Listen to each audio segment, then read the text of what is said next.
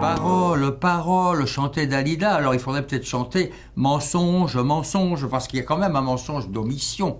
C'est le moins qu'on puisse dire sur cette affaire de la prostate de François Hollande avant qu'il soit candidat. Mais moi, ma question, c'est comment ne l'ont-ils pas dit?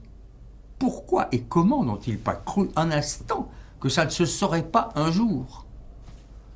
Alors évidemment, ça énerve beaucoup Monsieur Hérault, il fallait l'écouter sur RTL, très énervé par l'appétit de transparence. Mais que je sache, la transparence, après l'affaire Cahuzac, ce sont messieurs Hollande et Hérault qui l'ont instituée, réclamée, imposée, avec une haute autorité de la transparence que va présider Jean-Louis Nadal. Alors, transparence pour transparence, oui. C'était bénin, d'accord. 8 jours à l'hôpital, bénin, très bien, ok, parfait. Pas de bulletin de santé, pas de suivi médical, il y a le mot pas de suivi médical. Si, on suit quand même médicalement le président, que je sache. Il y aura des bulletins de santé, régulièrement, comme il y en a déjà eu. Mais à quoi sert un bulletin de santé présidentiel si c'est un bulletin de mensonge? Il y a eu 14 ans de mensonges de bulletins de santé, François Mitterrand. Il y a eu, avant lui, Pompidou, des mensonges aussi. Et puis, les mensonges sur l'AVC de Jacques Chirac, c'était pas tout à fait aussi léger qu'on pouvait le dire.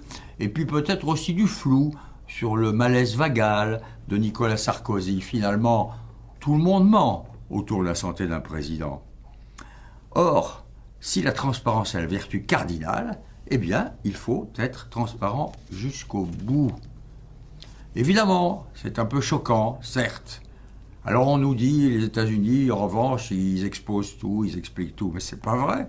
J'ai assez parlé de Kennedy récemment. Kennedy, il avait la maladie d'Addison, il avait le dos complètement cassé, il portait un corset, il avait une maladie vénérienne même, qui faisait très peur à Jackie. Il avait eu une leucémie, on lui avait donné 3 fois l'extrême onction, ça savait plus ou moins. Néanmoins, bulletin de santé, à quoi ça a servi, puisque il a incarné la vigueur, la jeunesse, l'enthousiasme, ça n'a pas empêché de présider.